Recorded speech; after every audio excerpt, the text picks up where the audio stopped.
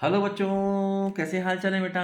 पढ़ाई वढ़ाई सब मस्त चल रही होगी बच्चों। तो बेटा मैं ज़रा घर से बाहर निकला था। मैंने बताया था बेटा मैं अजमेर आया हुआ हूँ और टाइम मिला मुझे आज शाम को, तो मैं आपको अजमेर की लोकेशन भी अच्छी अच्छी दिखाऊंगा, है ना। तो बेटा यहाँ पर मैं अपने रिलेटिव के यहाँ आया हुआ, कुछ काम था बेटा, थोड़ा कई बार बाहर निकलना पड़ता है। तो बच्चों यहाँ मैं आपको आज से स्फीयर स्टार्ट करने वाला हूँ। देखो बच्चों, थ्री डायमेंशनल कोऑर्डिनेट ज्योमेट्री में हम लोगों ने बेटा बहुत से कॉन्सेप्ट पढ़ लिए थे। कोन एंड सिलेंडर मैंने बताया था, उसकी अलग प्लेलिस्ट थी। कोनिक्वाइड भी मैंने शुरू किया है, उसकी एक अलग प्लेलिस्ट है, वो चल रहा है। तो बच्चे परेशान हो रहे थे स्फीयर के लिए, मैंने कहा चलिए आपको स्फीयर आज से शुरू कर दे। तो टेंशन नहीं लेना बेटा, अच्छे से पढ़ना, सब कुछ समझ में आएगा।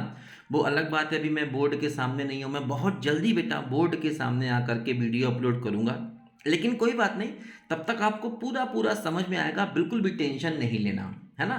चलिए बच्चों, आप मेरे कमरे की लोकेशन देख रहे होंगे, थोड़ी सी अच्छी बेटा नहीं है लोकेशन कुछ खास। कपड़े वपड़े ऐसे गंदे पड़े हुए हैं, पानी की बोतल यहाँ रखी है, बैग रखा है, शर्ट मेरी टंगी हुई है यहाँ पर, आप देख रहे होंगे। और ऐसे करके बेटा ये मेरे रूम की कुछ लोकेशन है, मैंने आपको थोड़ा शेयर किया, अच्छा लगता है कि मैं कहाँ पर बैठा हूँ, कहाँ पर पढ़ा रहा हूँ। तो बच्चों चलिए हम लोग बेटा यहाँ पर शुरू करते हैं आज अपना एक अलग कॉन्सेप्ट, जिसका नाम है बच्चों स्फीयर। देखो बेटो, ये जो स्फीयर है ये काफ़ी हद तक अपने बेटा सर्कल के जैसा है। 2D में मैंने बेटा आपको सर्कल पढ़ाया हुआ है ना। आप जाइए सर्कल पढ़ लीजिए, HD मैथमेटिक्स चैनल पे बेटा सर्कल पूरा मैंने पढ़ाया हुआ है।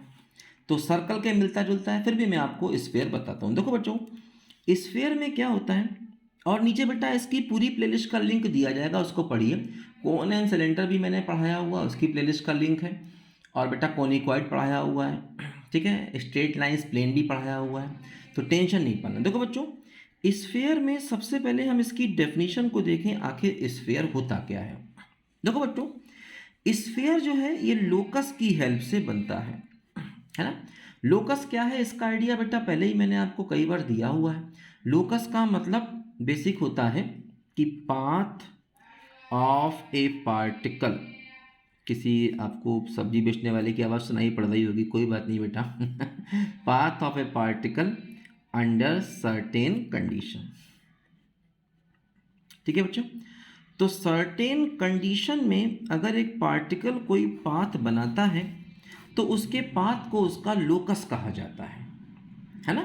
सर्टेन कंडीशन का मतलब वो कंडीशन दी हुई होगी और उसके साथ में वो पार्टिकल अगर मूव करेगा तो किसी पार्टिकल के रास्ते को हम उसका लोकस कहते हैं, है ना। तो देखो बच्चों क्या होता है, जैसे बहुत सारा लोकस हो सकता है, जैसे कि मान लो अगर मैं एक पॉइंट फिक्स कर दूं, इसको सेंटर कह दूं, और एक मैं ये वेरिएबल पॉइंट ले लूं, और मैं ये कहूं कि CP डिस्टेंस R रखनी है, और पॉइंट को आप केवल इस प्लेन में मूव करेंगे, तो इस P पॉइंट का रास्ता जो है एक सर्कल बनेगा, है ना। मतलब कंडीशन क्या है कि भाई P और C के बीच की डिस्टेंस R है, ये कंडीशन है, समझो बात को ध्यान से। और पॉइंट को प्लेन में मूव करना है, तो प्लेन मतलब इसी वाइट शीट पर ही पॉइंट मूव करेगा, तो इससे बेटा आपको P का लोकस जो मिलेगा एक सर्कल मिलेगा। तो ये सर्कल की डेफिनेशन होती है, ये भी लोकस की हेल्प से आती है, ये मैंने पहले आपको समझाई थी, है ना। तो सर्कल कैसे मिलेगा, if P moves in a plane, P इस प्लेन में मूव करेगा एंड CP डिस्टेंस R रहेगी, है ना। तो इस तरीके से जो P के मूव करने से रास्ता बनेगा वो सर्कल बनेगा। देखो अब सर्कल और स्फीयर में क्या डिफरेंस है, देखो ध्यान दो। स्फीयर का मतलब बेटा यहाँ पर होता है जैसे हॉलो प्लास्टिक की बॉल, प्लास्टिक की बॉल ले लें, खोखली बॉल, तो वो एक तरीके का हमारा परफेक्ट स्फीयर है। देखो ध्यान दो बच्चों, यहाँ पर क्या होता है, ये स्फीयर कब बनेगा, स्फीयर तब बनेगा जैसे मान लो ये पॉइंट C ले लिया और ये P ले लिया। अब ये P पॉइंट पूरे वॉल्यूम में मूव करने के लिए फ्री है, मतलब P पॉइंट अगर पूरे 3D में मूव करेगा, P पॉइंट इस प्लेन के साथ साथ ऊपर भी आएगा, इसके नीचे भी आएगा, P पॉइंट अगर पूरे 3 डायमेंशन में मूव करेगा तो हम कहेंगे P का लोकस क्या होगा, स्फीयर होगा। तो स्फीयर कब बनेगा, if P if P moves in 3 dimension and CP equal to R, मतलब CP की वैल्यू R रहनी चाहिए और P पॉइंट ये पूरे के पूरे 3D में मूव करेगा, मतलब प्लेन के साथ साथ ऊपर भी आएगा, नीचे भी आएगा, हर जगह ऐसे करके मूव करेगा। तो क्या होगा, ये P पॉइंट 3D में मूव किया इसलिए हमें स्फेयर बना। स्फेयर मतलब क्या है, P पॉइंट का लोकस है।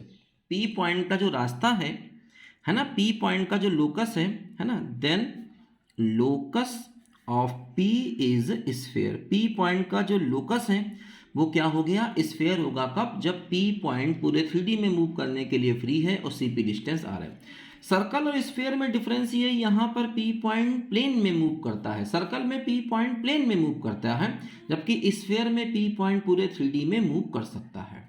देखो ध्यान दो, अब अगर हमें स्फेयर की इक्वेशन चाहिए तो देखो इक्वेशन ऑफ स्फेयर क्या होगा, जरा समझो बात को ध्यान से बच्चों। जैसे कि मान लीजिए मैंने कहा कि हमारा जो सेंटर है वो मान लीजिए ABC है, सेंटर हमारा ABC है और रेडियस R है मान लीजिए, है ना। स्फेयर का देखो ध्यान देना, स्फेयर का सेंटर मान लीजिए ABC है, रेडियस R है। अब हम क्या करेंगे, स्फेयर की सर्कमफ्रेंस पर एक पॉइंट XYZ मान लेंगे, क्योंकि XYZ के मूव करने से ही स्फेयर बनेगा, मतलब XYZ का जो लोकस है वही हमारा स्फेयर होगा।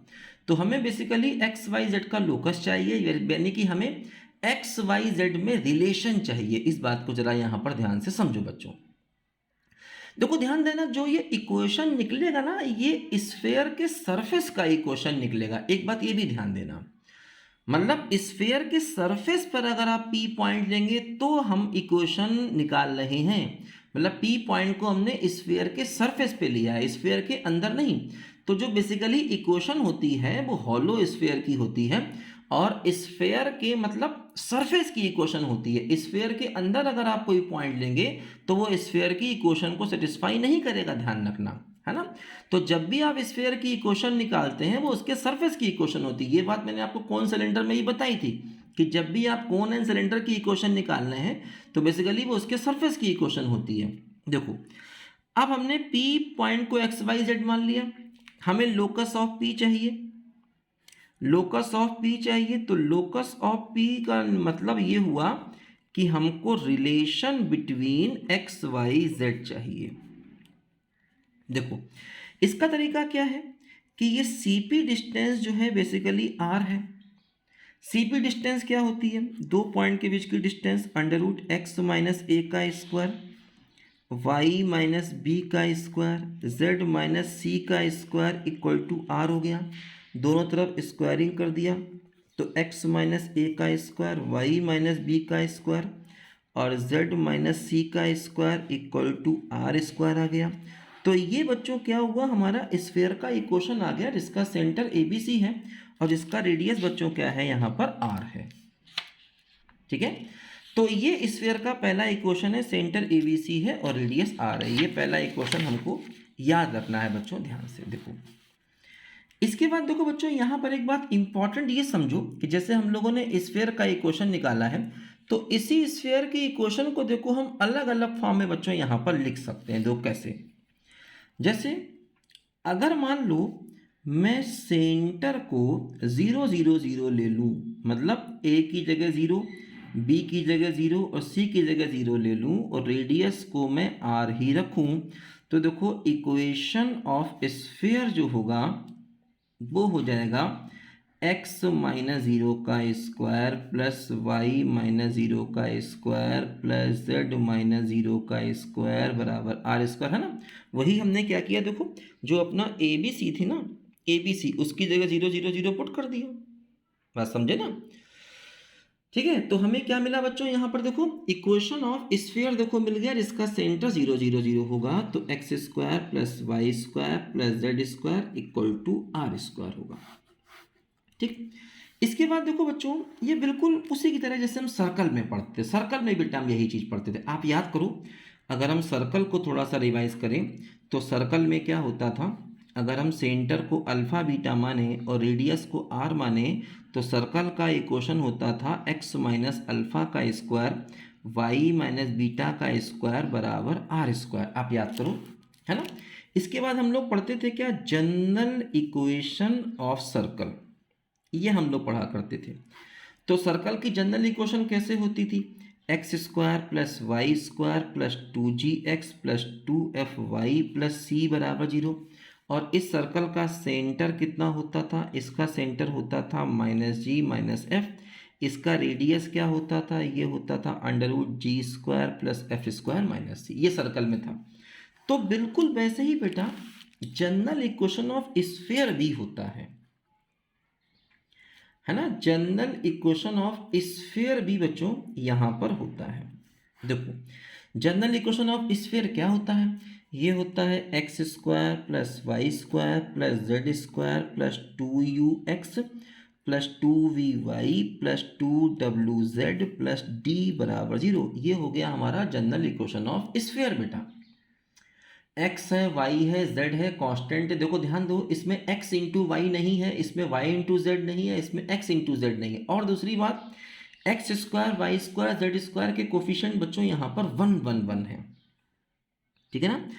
तो ध्यान देना बच्चों, इसका जो सेंटर होगा ये होगा -u -v -w। जैसे देखो यहाँ सर्कल का सेंटर था, है ना। एक्स का कोफिशिएंट 2g है, सेंटर -g। y का कोफिशिएंट 2f, सेंटर माइनस। वैसे ही यहाँ पर देखो x का कोफिशिएंट 2u है तो सेंटर -u, y का कोफिशिएंट 2b तो -bw। ठीक है, सेंटर हो गया। और ध्यान देना, इसका जो रेडियस होता है ये होता है √u² plus v² plus w² minus t। ये इस स्फीयर का बच्चों रेडियस होता है ना। बिल्कुल इसी की तरह √g² plus f² minus c, बिल्कुल ऐसे ही। तो ये हमें बेटा दोनों बातें याद रखनी। हालांकि ये इक्वेशन और जो हमने भी पढ़ी थी ये वाली इक्वेशन दोनों सेम होती हैं। जैसे इस इक्वेशन का अगर मैं स्क्वायर ओपन कर दूं ना तो वो इस इक्वेशन में चेंज हो जाता है ना। ये बात ध्यान देना कि इसी का स्क्वायर अगर मैं ओपन कर दूं तो वो इसी में बदल जाता है। ऐसा यहाँ पर होता है, समझो ध्यान से। देखो तो ये हम लोगों ने इंपॉर्टेंट बातें बेटा पढ़ी हैं। इक्वेशन ऑफ स्फीयर को हम लोगों ने समझा है। ठीक है ना। देखो ध्यान दो, अब कुछ और बातें हम लोग देखें जरा यहां पर। देखो हाँ, एक बात देखो इंपॉर्टेंट, जरा यहां पर आप ये समझिए।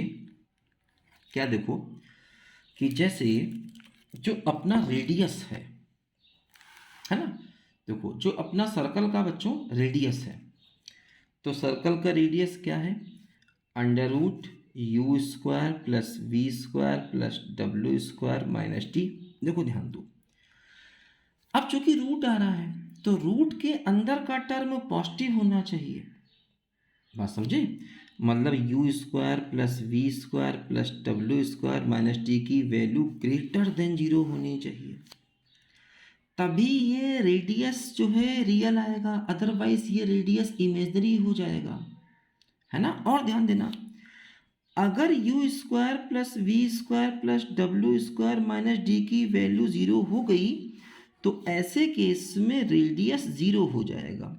और रेडियस 0 हो जाएगा तो इसको हम पॉइंट स्फीयर कहते हैं। ये बात ध्यान देना, होगा ये भी स्फीयर, मतलब रूट के अंदर ग्रेटर इक्वल टू 0 हो सकता है, लेकिन इक्वल टू 0 होने पर उसको हम पॉइंट स्फीयर कहेंगे। मतलब वो बेसिकली एक पॉइंट होगा, है ना।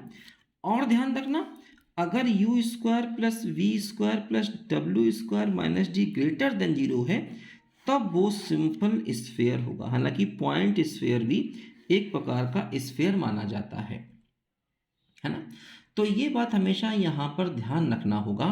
और एक बात मैंने बताई क्या, जैसे कि मान लो फॉर एग्जांपल अगर हमें एक स्फीयर दिया जाए 2x² plus 2y² plus 2z² plus 4x plus minus 6y और प्लस का x माइनस का 8 बराबर 0। मान लो ये क्वेश्चन दिया गया और हमसे कहा जाए स्फीयर का सेंटर एंड रेडियस बताइए क्या होगा। तो देखो बच्चों, x² y² z² का कोफिशिएंट 2 2 है।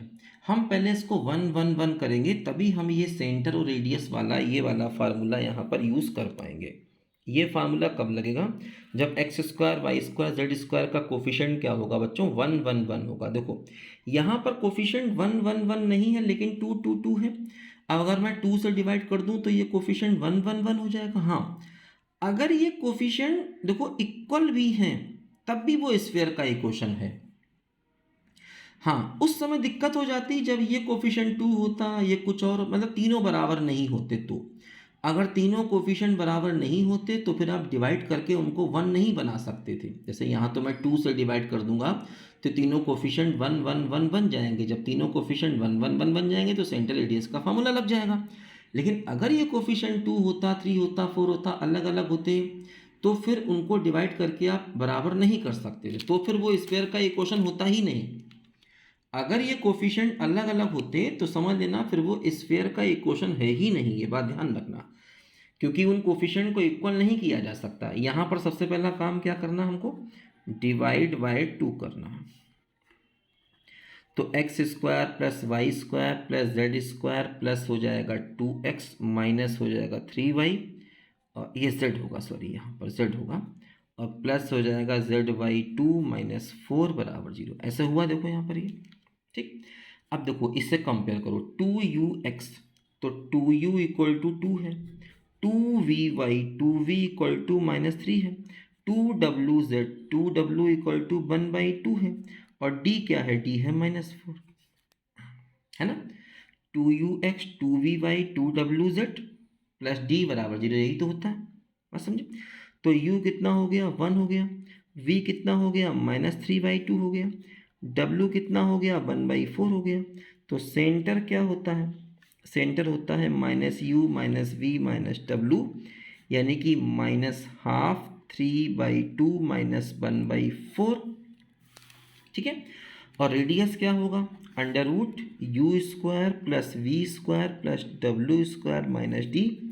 तो यू स्क्वायर का मतलब 1, वी स्क्वायर का मतलब 9/4, ये हो गया 1/16, डी है तो +4। देखो ध्यान रखना, रूट के अंदर पॉजिटिव आ रहा है मतलब ये सर्कल है, रियल है। अगर रूट के अंदर निगेटिव आता, कई हो सकता है आपको क्वेश्चन ऐसे दे दें जिसमें आपको थोड़ा सा सरप्राइज कर दें ऐसा क्वेश्चन देकर। अगर रूट के अंदर निगेटिव आता तो समझ लेना फिर वो सर्कल नहीं है, फिर वो इमेजनरी सर्कल है। इमेजनरी सर्कल का मतलब वो सर्कल का इक्वेशन नहीं होगा, ध्यान दो। अगर रूट के अंदर नेगेटिव आ जाए तो समझ लेना कि वो सर्कल का इक्वेशन फिर है ही नहीं, ये बात ध्यान देना। और x square y square z square के कोफिशिएंट इक्वल हैं तो आप उनको डिवाइड करके 1 कर सकते हैं, तभी आप ये सेंटर और रेडियस के फार्मूलों को अप्लाई कर रहे हैं। अदरवाइज आप सेंटर रेडियस के फार्मूलों को अप्लाई नहीं कर पाते। ये बात जरा बच्चों यहाँ पर ध्यान से समझो, ठीक है बच्चों। तो हम लोग बेटा इस समय स्फीयर पढ़ रहे हैं और मस्त होके स्फीयर पढ़ रहे हैं, टेंशन नहीं पालना, सब कुछ समझ में आएगा। कोन एंड सिलेंडर में पढ़ा चुका हूँ, उसकी एक अलग प्लेलिस्ट है, और कोनिकॉइड भी पढ़ा रहा हूँ, उसकी एक अलग प्लेलिस्ट है। बच्चे जिद कर रहे थे, मैंने कहा चलिए आपको स्फीयर में शुरू कर देता हूँ, स्फीयर पढ़ा रहा हूँ, टेंशन नहीं पालना। बहुत जल्दी मैं बोर्ड के सामने आकर पढ़ाऊँगा। अभी मैं घर से बाहर निकला हुआ हूँ, कुछ मजबूरी थी बेटा। बाई चांस कोऑर्डिनेट में मैंने जब कोन एंड सिलेंडर पढ़ाया था तब भी मैं बाहर निकला था, जब कोनिकॉइड पढ़ाया था तब भी, हालांकि मेरे पास उस समय बोर्ड था, उस समय मैं बोर्ड पे पढ़ा रहा था। कोन एंड सिलेंडर एंड कोनिकॉइड दोनों मैंने बोर्ड पे पढ़ाए थे। और इस समय मेरे पास बोर्ड नहीं है क्योंकि अजमेर में अपनी गाड़ी से नहीं आया हूँ। अगर मैं अपनी गाड़ी से आता हूँ तो उस पर बोर्ड रख लाता हूँ। अब यहाँ पर मैं कोशिश करूँगा जितने दिन रहना है तो वीडियो ऐसे ही पेपर पे बनाऊँगा, और अगर मुझे आगे भी यहाँ रहना हुआ तो मैं अपना एक बोर्ड ले आऊँगा जाकर घर से, और उसी पर मैं वीडियो बनाऊँगा, ठीक है। टेंशन नहीं पालना, सब कुछ समझ में आएगा, अच्छे समझ में आएगा। आप पढ़ना शुरू करिए, पढ़ते रहिए, कोई टेंशन नहीं है ना। तुम लोग सोच रहे हो कि सर गाने नहीं गा रहे हैं, गाने गा देते हैं, चलो यार, ठीक है। गाड़ी बुला रही है, सीटी बजा रही है, चलना ही जिंदगी है, चलती ही जा रही है। देखो, to find equation of sphere, एक और कॉन्सेप्ट देखते हैं, whose end points of diameter are given. Diameter के एंड पॉइंट्स बच्चों हमको यहाँ पर दिए जा रहे हैं और हमको स्फीयर का बच्चों इक्वेशन यहाँ पर निकालना है। देखो मान लो मेरे पास ये एक स्फीयर है, ये डायमीटर का एंड पॉइंट है x1 y1 z1 और ये डायमीटर का एंड पॉइंट है x2 y2 z2। ठीक है, और हमें इस स्फीयर का इक्वेशन निकालना है। देखो इसको ज्वाइन कर दिया, ये मान लो सेंटर होगा, मतलब नहीं है। देखो अगर मैं यहाँ पर एक पॉइंट P ले लूँ एक्स वाई जेड, बोलो अगर मैं एक पॉइंट यहाँ पर P ले लूँ, क्या बोलो, एक्स वाई जेड पॉइंट ले लूँ, तो अब क्या हुआ कि सरफेस पे एक पॉइंट P मान लिया। अब मुझे एक्स वाई जेड में एक रिलेशन चाहिए, एक्स वाई जेड, क्योंकि सरफेस भाई इसका इक्वेशन निकालने का मतलब यही हुआ कि आप P का लोकस निकालना है। P का लोकस निकालने का मतलब आपने P पॉइंट को एक्स वाई जेड माना, आप एक्स वाई जेड में एक रिलेशन निकालना चाहते हैं। ठीक है ना, तो अब मैं क्या करूँगा, देखो इसको इससे मिलाऊंगा, इसको इससे मिलाऊंगा। अच्छा ये एंगल 90 होगा क्योंकि एंगल इन सेमी सर्कल है ना। तो अगर एंगल 90 है तो आपने पढ़ा है ये दो लाइंस परपेंडिकुलर हो गई। ये लाइन मान लो ये AP है और मान लो ये BP है, तो क्या हुआ, AP हो गया परपेंडिकुलर टू BP। तो अगर दो लाइन परपेंडिकुलर होती हैं तो आपने पढ़ा होगा, मान लो दो लाइंस हैं, एक का DR A1 B1 C1 है, एक का DR A2 B2 C2 है, ये लाइन परपेंडिकुलर है, तो रिलेशन होता है A1 A2 plus B1 B2 plus C1 C2 बराबर 0। DR का प्रोडक्ट हमेशा 0 के बराबर होता है, प्रोडक्ट का सम। वैसे ही बच्चों यहाँ पर देखो, जैसे ये AP है ना, AP, तो AP का हम DR निकाल सकते हैं। डायरेक्शन रेशियो कैसे निकालते हैं, x में से x माइनस करो, y में से y को माइनस करो, y माइनस y1 और z माइनस z1। ये क्या हो गया, AP का डायरेक्शन रेशियो हो गया DR, है ना, AP लाइन का। इसी प्रकार देखो जो BP लाइन है इसका भी DR निकाल सकते हैं। कैसे निकलेगा बोलो, x minus x2 y minus y2 z minus z2। ये क्या हो गया, BP का DR हो गया। DR निकालना है तो x में से x को माइनस करना, y में से y को, z में से z को माइनस करना। अब देखो चूंकि AP और BP क्या है, परपेंडिकुलर है, तो ये कॉन्सेप्ट लगाना पड़ेगा। जैसे इसका DR क्या हो गया, DR मतलब डायरेक्शन रेशो, DR का मतलब क्या होता है, डायरेक्शन रेशो, डायरेक्शन कोसाइन। ये देखो बेटा एक अलग प्लेलिस्ट है जिसमें मैंने DR DC डिटेल से समझाया है, उसमें स्ट्रेट लाइन और प्लेन भी है, उसका लिंक नीचे दिया गया। ठीक है, ये एक अलग प्लेलिस्ट है जिसमें मैंने DR और DC बहुत डिटेल से समझाया है, और उसी में मैंने आपको स्ट्रेट लाइन और प्लेन भी पढ़ाया है। हालांकि वो मैंने क्लास 12 और IIT के बच्चों को पढ़ाया है, लेकिन वो ग्रेजुएशन में भी सेम रहता है और बहुत बेसिक से बहुत अच्छे से समझा कर पढ़ाया है, बहुत मज़ा आने वाला है। उसको आप पढ़िए तो लाइफ मस्त हो जाएगी। ठीक है, उसका लिंक नीचे दिया गया है, पढ़ लो स्टार्टिंग से।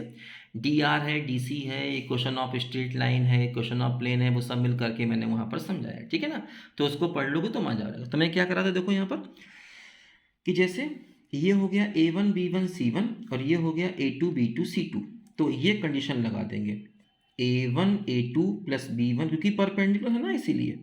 तो क्या हो गया, A1 into A2 plus B1 into B2 और प्लस C1 इंटू C2 बराबर 0। तो बच्चों ये हमारे प्लेन का इक्वेशन, स्फीयर का इक्वेशन आ गया। ये हमको याद रखना है, x minus x1 into x minus x2 plus y minus y1 into y minus y2 plus z minus z1 into z minus z2। x1 y1 z1, x2 y2 z2 क्या है, एंड पॉइंट्स ऑफ डायमीटर है। ये बात यहाँ पर ध्यान रखो। ठीक है, तो ये बेटा हम लोगों ने एक और इक्वेशन पढ़ ली है स्फीयर की इक्वेशन को निकालने के लिए। बहुत अच्छी और इजी इक्वेशन बेटा यहाँ पर है, तो इसको हम लोग याद रखना चाहेंगे। अब देखो मैं कुछ आपको सवाल अच्छे कराता हूँ यहाँ पर। बेसिक थोड़ा हमने पढ़ा, भी आगे और भी पढ़ेंगे। कुछ अच्छे क्वेश्चन बेटा हम लोग यहाँ पर ट्राई कर लें। ठीक है ना, देखो एक क्वेश्चन यहाँ पर बच्चों ऐसे करके आता है, बड़ा अच्छा क्वेश्चन, इंपॉर्टेंट क्वेश्चन है, बल्कि सभी क्वेश्चन मैं आपको इंपॉर्टेंट ही करा रहा हूँ। देखो, find equation of sphere, find equation of sphere. ठीक है, पासिस थ्रू ओरिजिन, मतलब स्फीयर ओरिजिन से पास होता है, मतलब स्फीयर की सरफेस पर ओरिजिन आएगा, स्फीयर की सरफेस पे ओरिजिन आएगा। And also passes through points, also passes through points where plane क्या है, x by a plus y by B plus Z by c equal to 1, where plane meets coordinate axes. ठीक है, या देखो ऐसा भी कह सकते हैं, इसी क्वेश्चन को ऐसे भी कह सकते हैं कि find equation of sphere, find equation of sphere. ठीक है, find equation of sphere circumscribing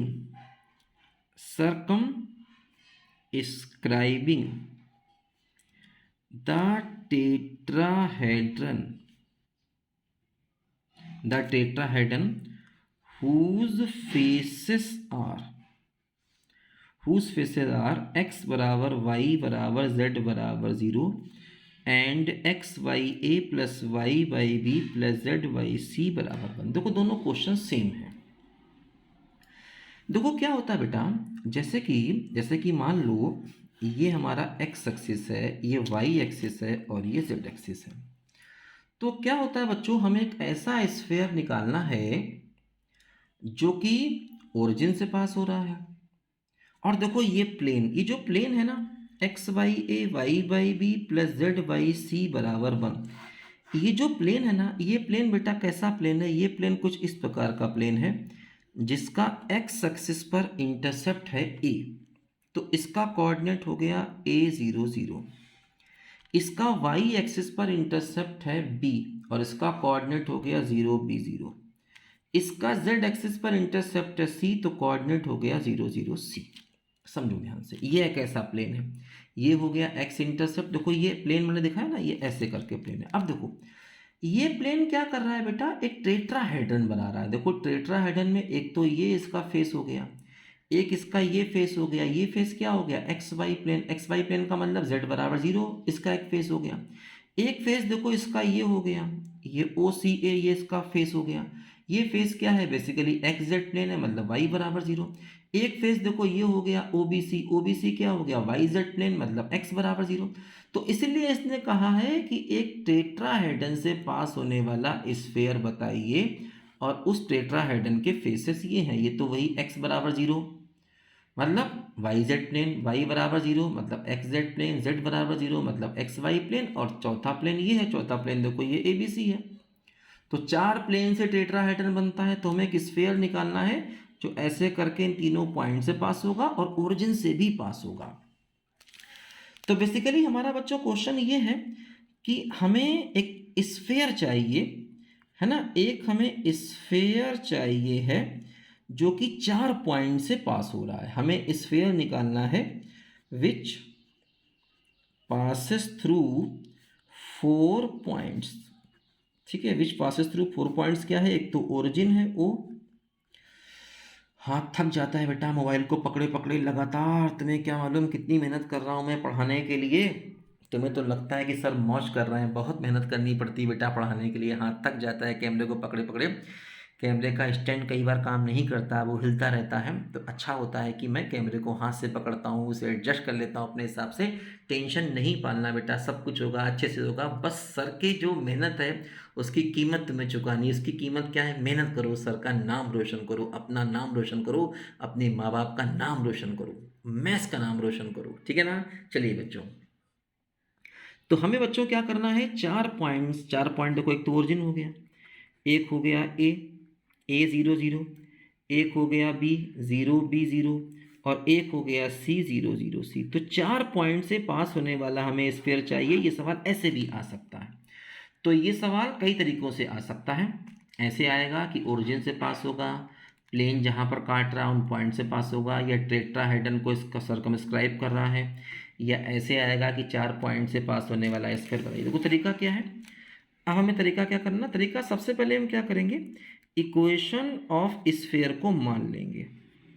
मान लिया इक्वेशन ऑफ स्फीयर है, क्या है, x square plus Y square plus z square plus 2u x 2vy 2wz plus d बराबर 0। मान लिया मैंने, ये हमारा स्फीयर का इक्वेशन है।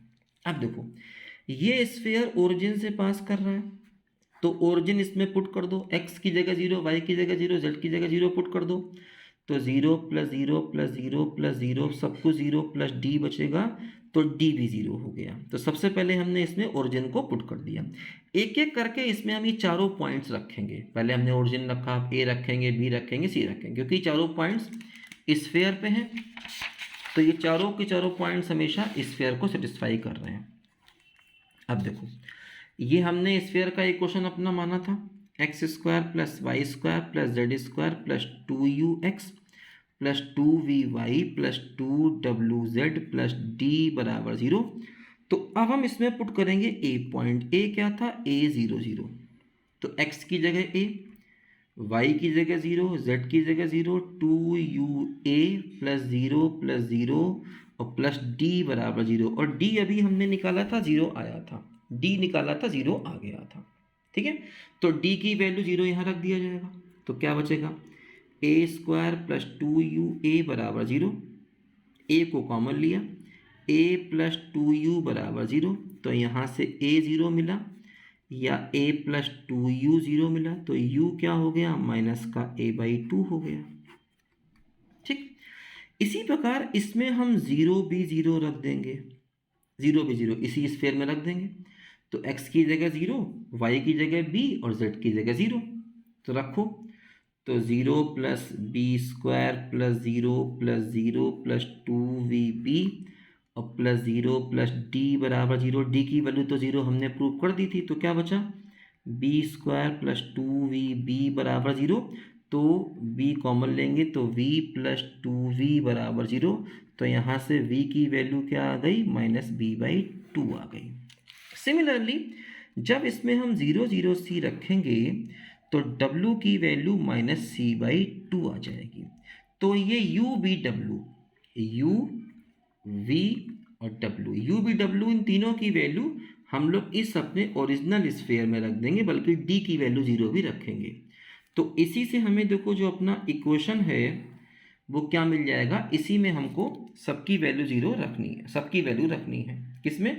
u की वैल्यू, v की वैल्यू, w की वैल्यू, d को 0 रखना। तो देखो क्या हो जाएगा, ये हो जाएगा अपना x square plus Y square plus z square plus 2ux, u क्या है? माइनस का a/2 into x plus 2vy, v क्या है?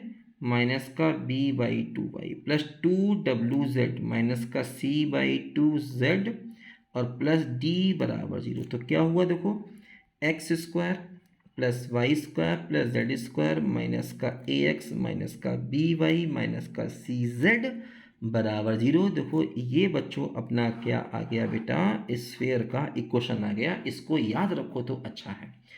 ये एक ऐसा स्फीयर है जो 4 पॉइंट से पास हो रहा है। 4 पॉइंट्स क्या हैं? 0 0 0 है, फिर a0 0 है, फिर 0b 0 है, फिर 0 0 c है। 4 पॉइंट से पास होने वाला स्फीयर का इक्वेशन बेटा है ये। तो जब भी कभी ऐसा क्वेश्चन दिया जाए कि आपको एक स्फीयर निकालना हो जो 4 पॉइंट से पास हो रहा हो, तो आप सबसे पहले स्फीयर का इक्वेशन मान लेंगे, फिर चारों पॉइंट उसमें पुट करा देंगे।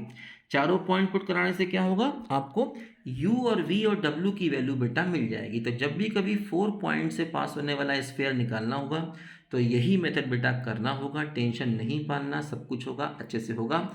और हम लोग बेटा सारी चीज़ों को अच्छे समझ समझ के पढ़ेंगे। आज हम लोगों ने बेटा स्फीयर शुरू किया है। मैं ज़रा घर से बेटा बाहर निकला हुआ हूँ, तो घर से बाहर निकला हूँ तो मेरे हाथ में बोर्ड अभी नहीं है, और हो सकता कुछ दिन यहाँ रहना पड़े। तो टेंशन नहीं पालना, वीडियो आएंगे, अच्छे से आएंगे, समझ के आएंगे। आप लोग मेरे रूम की हालत एक बार फिर देख सकते हैं। मैं अजमेर शहर में बेटा आया हुआ हूँ। मैं आपको अजमेर शहर में अगर कहीं घूमने निकला तो यहाँ की मैं आपको अच्छी अच्छी लोकेशन भी दिखाऊंगा। एक रिलेटिव क्या बेटा मैं यहाँ ठहरा हुआ हूँ, तो टेंशन नहीं पालना बच्चों। कमरे की हालत तो थोड़ी सी ख़राब है, लेकिन कोई टेंशन नहीं है, लेकिन पढ़ाई की हालत अच्छी रहनी चाहिए। ठीक है बच्चों? तो बच्चों इस वीडियो में इतना ही। हम लोग मिलेंगे अगले वीडियो में, तब तक के लिए बाय बाय।